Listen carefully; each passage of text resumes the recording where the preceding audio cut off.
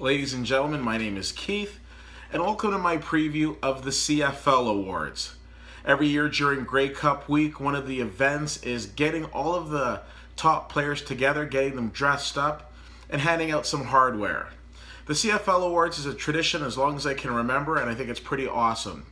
One of the things that I really liked about last year's Grey Cup in Vancouver is that I had the opportunity of going to the CFL Awards, seeing Hall of Famers, seeing some of the up-and-coming talent all together in one room. It was pretty awesome.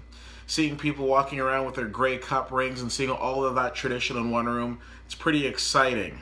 Now, the interesting thing is last year, Henry Burris was presenting the Outstanding Player of the Year award, the Most Outstanding Player award, to Solomon Elimimian.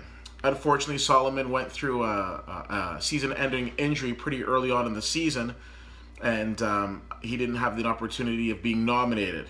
But it's interesting, though, that Henry Burris is actually up for that same award, but we'll get to that in a moment. So forgive me, I don't have all of these memorized, but let's go through some of these awards. Your nominees for Top Canadian are, from the Winnipeg Blue Bombers, Jamal Westerman, and from the Ottawa Red Blacks, Brad Sinopoli. Mr. Westerman is a defensive end, had a really decent season with the Winnipeg Blue Bombers, but I have a feeling this is going to go to Sinopoli for the simple reason that he had a fantastic season, caught for over 1,000 yards, was basically a breakout receiver this season in the CFL, and I have a feeling that that he's going to take this. With all due respect to Mr. Westerman, my pick for this one is going to be Brad Sinopoli, your top Canadian. So top offensive lineman, you've got Javon Olafoya for the BC Lions and Sir Vincent Rogers for the Ottawa Red Blacks. One of the things you'll notice is that Henry Burris was the top passer in the CFL, and I think to be a top passer, you need good protection. So thank you for that, Mr. Rogers. You weren't getting through Mr. Rogers' neighborhood as Henry Burris had lots of time to throw.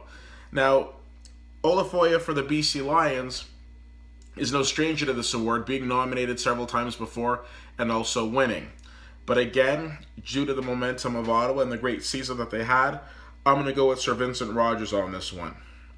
Special teams. You got Rene Paradis from the Calgary Stampeders, their kicker, against Brandon Banks, the kick returner, punt returner for the Hamilton Tiger Cats.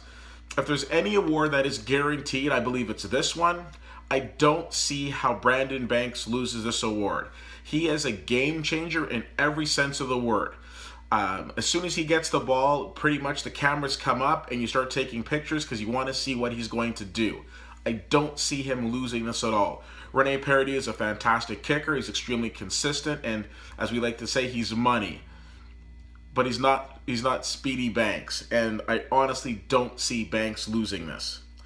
Rookie of the Year. Okay, we've got Darrell Walker for the Edmonton Eskimos and Vidal Hazelton for the Toronto Argonauts. Walker's been a fantastic receiver for Edmonton. I think he's going to get this award, but again, pretty tight race. But I'm going to go with Walker. Defensive player is such an interesting one. Last year we had Solomon Elimimian not only win Most Outstanding Player, but win Top Defensive Player for the BC Lions, and his teammate Adam Bighill is the Western nominee this year. Adam Bighill stepped in and stepped up when Solomon Elimimian went down, and I have a very strong feeling that he could win this award. He is up against Simone Lawrence, who's gotten a lot of bad press lately as the guy who kind of took a very questionable shot at Henry Burris' knee towards the end of the season. Now, Simone Lawrence has been pretty much more known lately for his trash talking than his on-field play, but he is definitely a game changer on the field. But at the same token, I think with the BC Lions, again, they had a bit of a rough season, obviously, but one of the bright spots of their team was Adam Bighill, who did step up and make the big plays. And I'm going to go, if it's going to go to one member of the Cat family, I think it's going to go to Adam Bighill. That leaves me with two awards. So, Coach of the Year, ironically enough, the two coaches who are going to be coaching in the Grey Cup, we've got Chris Jones from the Edmonton Eskimos, as well as Rick Campbell from the Ottawa Red Blacks. Essentially, you know, we look at Chris Jones, who I think did a good year with Edmonton last year and did a little bit better this year, getting them to the Grey Cup final. No one's going to question the fact that he's a very good coach. But how in the world do you overlook a guy who took a team from 2-16 to 12-6? I don't think you can. Everybody loves a comeback, and you know what? Us in the CFL are no different. I definitely think that this is Rick Campbell's award to lose.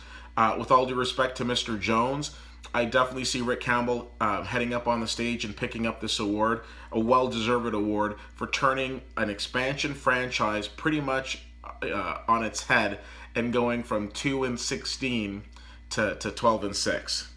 Most outstanding player. So now this comes down to Henry Burris, obviously the quarterback for the Ottawa Redblacks, and Bo Levi Mitchell, quarterback for the Calgary Stampeders. Very interesting, and I know I've talked about this stat a lot. Coming into this season, the experts said that Bo Levi Mitchell was the number one player in the CFL as they ranked the top 50.